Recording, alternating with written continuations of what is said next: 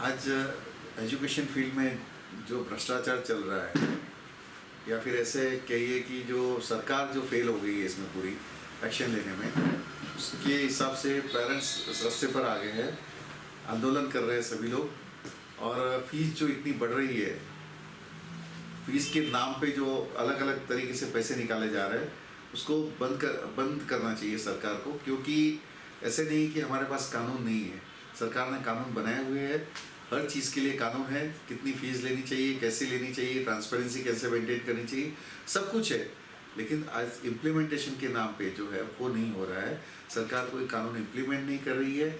और जैसे जितने भी समझिए कि मैं तो ये कानून कहूँगा कि कानून आया है prohibition of capitation fee act 1987 में जो कानून आया है, उसके आज तक रूल्स नहीं बने हैं। उस कानून के तहत ऐसे है कि अगर कोई स्कूल 1 रुपया भी ज़्यादा लेता है तो कॉग्निजेबल और नॉन बेलेबल ऑफेंस है, उनको 3 साल की सज़ा हो सकती है।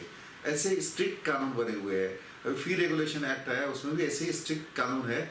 लेकिन आज तक उन कानूनों के अंडर किसी भी स्कूल के प्रिंसिपल हो या फिर उसके ट्रस्टीज हो, किसी को अरेस्ट नहीं किया गया है, किसी को सज़ा नहीं हुई है, या किसी को आज तक उसके ऊपर गुनाह भी दाखिल नहीं हुआ है।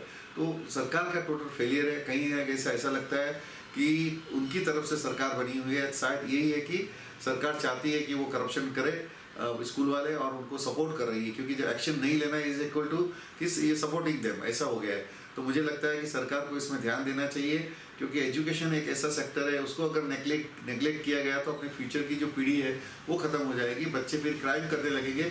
अगर एक पेरेंट्स का अगर फीस देने की ताकत नहीं है, मान लीजिए 1.5 लाख 2 लाख रुपए अगर उसके साल की फीस होती है, गरीब बच्चे, मिडिल क्लास बच्चे हैं, पेरेंट्स हैं, उनके बच्चे वो पढ़ा नहीं सकते हैं, क्योंकि ये 1 साल की बात नहीं, हर साल उनको इतने पैसे निकालने हैं। कहीं ना कहीं ऐसा होगा कि उसका एजुकेशन पूरा नहीं होगा, तो यही जो बच्चे आगे जाके क्राइम करने वाले हैं।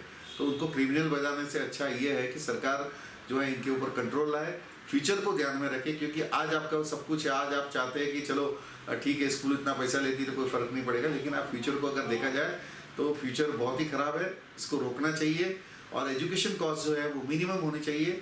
कम से कम कॉस्ट में सरकार को एजुकेशन दिलाना चाहिए। और साथ में जो पब्लिक स्कूल्स है, जो सरकारी स्कूल्स है, उसका इंफ्रास्ट्रक्चर इंप्रूव करने की बहुत ही ज़रूरत है। आज डिमांड है कि इंग्लिश मीडियम की स्कूल होनी चाहिए, और सरकार जो है वर्नाकुलर मीडियम स्कूल को बढ़ावा दे रही है, वहाँ पे टीचर्स अपॉइंट कर रही है, वहाँ पे वो इंफ्रास्ट्रक्चर डेवलप कर रही है। तो मैं ये कहता हूँ कि जिस चीज़ की डिमांड है, डेमोक्रेसी है, पब्लिक जो चाहती है वही करना चाहिए। हमें इंग्लिश मीडियम की स्कूल चाहिए तो आप इंग्लिश मीडियम की स्कूल बनाइए, और सरकारी स्कूल को आप अच्छी बनाइए। देखिए ये बड़ी बड़ी स्कूल जो है, प्राइवेट स्कूल से अपनी फीस कम करेंगे, और प्रॉफिटरिंग इनकी रोकनी है। कैसे भी करके इनकी जो है CAG कैट की ऑडिट होनी चाहिए। अगर ऑडिट होती है कहीं ना कहीं इसकी, तो पैसा कितना खाते हैं या फिर कितना करप्शन करते हैं वो बाहर आएगा। और मुझे ये लगता है कि अगर ऑडिट होने के बाद कम से कम 50% इनकी फीस है वो कम हो जाएगी प्राइवेट स्कूल्स की। तो अंतिम यही कहना चाहूँगा कि सभी ये जो जितनी भी जिम्मेदारी है सरकार की है। बार बार हमें कोर्ट को अप्रोच करना पड़ रहा है, ये इसी वजह से कि सरकार फेलियर हो रही है। तो सरकार को इसमें ध्यान देके जो भी है लॉज है, जो भी नोटिफिकेशन है, एक्ट है, उसको इम्प्लीमेंट कराना चाहिए।